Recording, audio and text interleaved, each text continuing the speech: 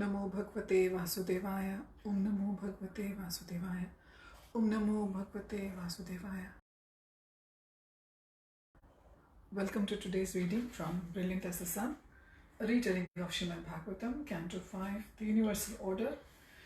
We are going to be reading from chapter 17, Descent of the River Ganges. Mukham karoti vachalam pangum langhayate girim yat kripatamham vande Shri Gurum Deenatarinam Paramananda Madhavam Shri Chaitanya Ishwaram Hari Om Tat Sat. Parikshit said, "You have spoken of the auspicious rivers in Ilavrita Varsha. I would like to hear of the most sacred of all rivers, the holy Ganges. We celebrate her as Patita Pavani because she delivers all sinful beings who regularly bathe in her waters. Please describe her origins and glories." "Your question delights my heart," said Shukadev. He raised an arm, and in the sky appeared the image of a king on his knees. Before him, a gigantic Brahmin lifted his left foot, and a great gushing stream poured from the sky. Many sages covered their heads and cowered in anticipation of a deluge. When they saw they were dry and safe, they put their arms down and glanced at each other in embarrassment. Verse 1, Shukadev said, "My dear king, once upon a time, Lord Vishnu, who enjoys all sacrifices, appeared as dwarf Brahmin at the sacrificial arena of Bali, the king of demon races. Lord Vishnu then enlarged his form and by extending his left foot, pierced the universal covering with the nail of his big toe. The transcendently pure waters of the causal ocean washed over his feet and entered this universe as the Ganges River. Since reddish powder covers the Lord's lotus feet, the Ganges has a pinkish tint. For this reason too her waters remain pure despite washing away the sins of anyone who bathes in her.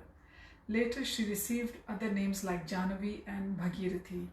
After 1,000 millenniums, her waters reached the topmost planets in the universe, Dhruvalok, where she gained the name Vishnupadi." Verse 2, Shukadev waved his hand and an image of a regal-looking person sprinkling his head with river water appeared. Shukadev said, "We have already spoken about King Dhruva, Uttanpad's famous son, who is renowned as a great devotee because of his determined devotional service. Dhruva knows that the sacred Ganges washes Vishnu's lotus feet, and therefore to this day, with great devotion, he sprinkles its waters on his head. Constantly thinking of Krishna with love and overwhelmed with feelings of longing for the Lord, Dhruva cries profusely and his bodily constantly erupts in bliss." Shukadev said, moved his hand, and an image of Ganges falling and circulating among 7 planets beneath Dhruvaloka appeared in the sky. Verse 3, the 7 principal universal sages live on these 7 planets beneath Dhruvalok. They too are aware of the glories of the Ganges river, and thus they daily splash her waters on their heads. They all consider that having access to the Ganges is the greatest wealth, the perfection of their austerities, and the best means of advancing in their spiritual lives." Parikshit remembered how some sages present believed that solving the problem of suffering was life's goal. He asked Shukadev if this was also what the 7 principal sages believed.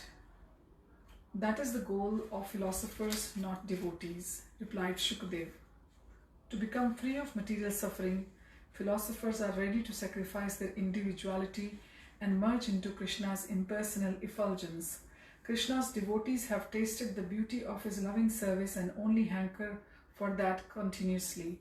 They have no further interest in either material happiness or freedom from suffering. These 7 sages are devotees for whom Krishna's loving service is life's perfection." Verse 4, Shukadev again waved his hand and the image in the sky changed. Parikshit and the sages saw innumerable celestial airplanes taking the Ganges water from the 7 planets of the celestial sages and transporting it to the moon planet, from where it cascaded down to Brahma's abode atop Mount Sumeru. Verses 5 to 9, from there the Ganges divided into 4 branches which flowed down the northern, eastern, southern and western sides of Sumeru. Shukadev said the 4 branches of Ganges known as Sita, Alaknanda, Chakshu and Bhadra eventually reach the ocean. Sita flows to the eastern side of Sumeru through the different surrounding mountain ranges into Bhadrashvarsha and eventually enters the saltwater ocean. Chakshu follows on the western side of Sumeru onto the summit of Mount Malevan into the province known as Ketumala Varsha, and eventually it too merges into the saltwater ocean in the west. Bhadra flows down the northern side of Sumeru through the surrounding mountain ranges into Kuruvarsha, also reaching the saltwater ocean in the north. Alaknanda flows down the southern slopes of Sumeru through the southern mountain ranges into the Bharatvarsha, and from there it enters the saltwater ocean in the south. My dear king, know for sure that anyone who bathes in any of these branches of the Ganges attains the same benefit as those who perform elaborate sacrifices like the Ashwamedha or Rajasuya. Shukadev circled his hand and an aerial view of Sumeru's peak appeared in the sky. The image zoomed out and gradually the peaks of the surrounding mountains entered the picture. Many thin strips were zigzagging over their peaks. Verses 10 and 11, Shukadev said, many other rivers, both big and small, flow from the top of Mount Sumeru to the surrounding Varshas. These rivers are known as Meru's daughters because it is their origin. As I mentioned previously, of the 9 Varshas surrounding Mount Sumeru, only here in Bharatvarsha does anyone accumulate sinful or pious reactions to their work. I will repeat, as I mentioned previously, of the 9 Varshas surrounding Mount Sumeru, only here in Bharatvarsha does anyone accumulate sinful or pious reactions to their work. Highly elevated persons who are enjoying the results of their past piety occupy the other 8 continents. Parikshit said, I thought that the pious go to the heavenly planets. There are 3 different heavenly regions, replied Shukadev. The higher celestial planets, heavenly places in this earthly region, and heavenly planets in the lower regions of the universe. The earthly heavens are the other 8 Varshas, Ilavrita, Ramyak, Hiranyamay, Kuru, Hari, Kim Purusha, Ketumala, Bhadrashva. When pious souls exhaust their time in the celestial regions and return to earth, they first take birth in one of these 8 heavenly Varshas in order to enjoy any remnant of their piety. Verse 12. The people inhabiting these heavenly Varshas live for 10,000 years according to earthly calculation. In many other ways also, they are almost like the gods. For example, they are each as strong as 10,000 elephants. Their bodies remain youthful and as sturdy as thunderbolts for the duration of their lives. Although they enjoy sex throughout their lives, the women only conceive 1 child in their last year of life.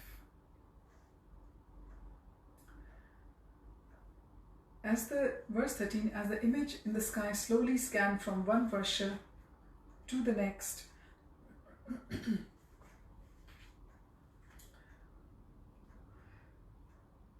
Parikshit and the sages saw countless beautifully decorated residences within exquisite gardens filled with flowers and fruit-bearing trees.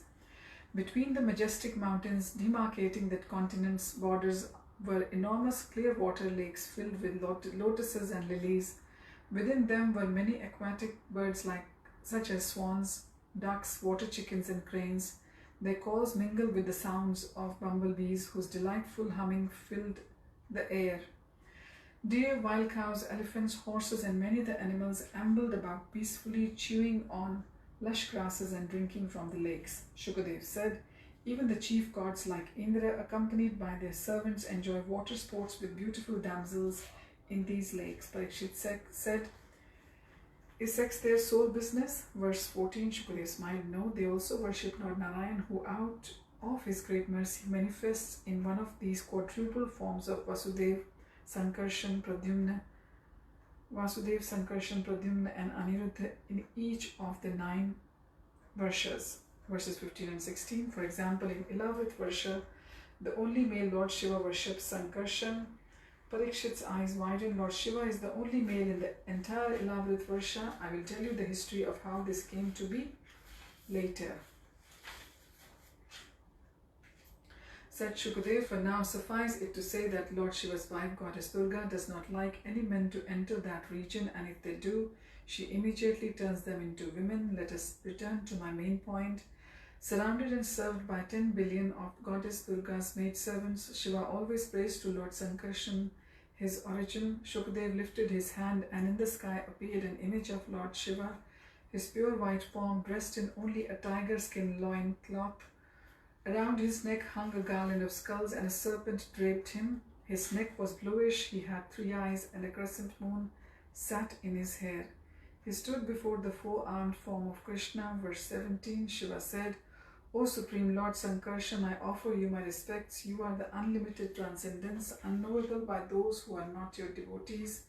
You are the Supreme Personality of Godhead, the only venerable person and the reservoir of all excellences. Any opulences anyone displays come from you alone. Your lotus feet provide all security to your devotees, whom you please by revealing to them one of your various forms. By such revelation, Lord, you deliver them from entanglement in material existence, while the non-devotees remain trapped in the cycle of birth and death by your will. Pray accept me as your eternal servant. Lord Sankarshan spoke in deep and resonant tones. Tell me your desire, my dear Shiva. Verse 19, Shiva bowed his head. My Lord, I find I cannot control my anger. Sankarshan raised an eyebrow quizzically, and Shiva continued, I have been considering this for some time, and I realize that when I contemplate this world, I experience attractions and repulsion, both of which degrade into anger. How can I help you, my Lord? Although you also survey this world for creation, maintenance and destruction, you are never even slightly affected by lust, envy or anger. Therefore, I have concluded that anyone who wants to become free of these must take guidance from you. Sankarshan smiled. Many would question the wisdom of a decision, my dear Shiva. On what grounds? Asked Shiva. Verse 20, look at my eyes. See how they are tinged red. People say that this is proof enough that I am intoxicated or angry. Shiva frowned. Only those with impure, materialistic vision would speak like this. Intoxicated or angry in illusion, they think you are like them. A small smile played around Sankarshan's ruby red lips. Consider carefully, my dear Shiva. You know, there are many rumors about me. For example, I am always accused of being lusty. Shiva snorted. Lusty? My Lord, you are surely testing me. I know that when Kaliya's wives touched your lotus feet, they became filled with lust and could not continue their worship. Although you knew how they felt, you remained unaffected. Indeed, nothing agitates you. No sensible person will fail to worship you, the Supreme Personality of Godhead. Sankarshan held up his right hand in blessing and disappeared. Shiva turned to Durga and her many maidservants. You should know that the great sages accept Lord Vishnu as the original creator, the cosmic maintainer and the ultimate destroyer of everything. He does all this with no personal interest. His opulence and power are unlimited. Listen to this minor example of his greatness. In his serpent incarnation, Shesha, he holds all the universes on his hoods. Each universe feels no heavier than a mustard seed to him. Therefore, everyone who actually desires perfection should worship him. Goddess Durga twisted a strand of her dark locks around her finger. I thought Lord Vishnu only maintains and that Brahma creates and you destroy the universe. Verses 22 and 23, Shiva chuckled, beloved wife, my father Lord Brahma is certainly a great personality. He is the personified mode of passion which causes intelligence. The entire material world is Brahma's body. I also am powerful in my form as Rudra. I manifest the false ego, create the other gods, the 5 elements and the senses.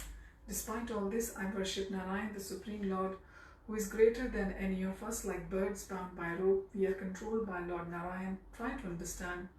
It is only by his grace that we Guna avatars create, maintain and annihilate the material world. Therefore, I always offer my respectful obeisance unto the Supreme Being. Durga folded her palms and bowed her head respectfully as her husband continued. Verse 24, my dear wife, only Lord Narayan can deliver from bondage those bewildered by you, the powerful material energy. Although I preside over the mode of ignorance, it sometimes affects even me. Hence, I always offer my respectful obeisance to Narayan, who is the ultimate cause of creation and annihilation. The image in the sky faded, although he could not see the darkness of night. Parikshit sensed that the skeptics in the audience were beginning to accept that the ultimate truth is the Supreme Person. Many still doubted that Krishna was the origin. He looked with awe at Shukadev. If anyone would convince them, it was this great soul. So with this we come to end of chapter 17, Descent of the River Ganges. We'll begin with chapter 18 next time, Prayers by the Jambudvipa residents. Thank you for joining. I am Tat Sat. Hare Krishna.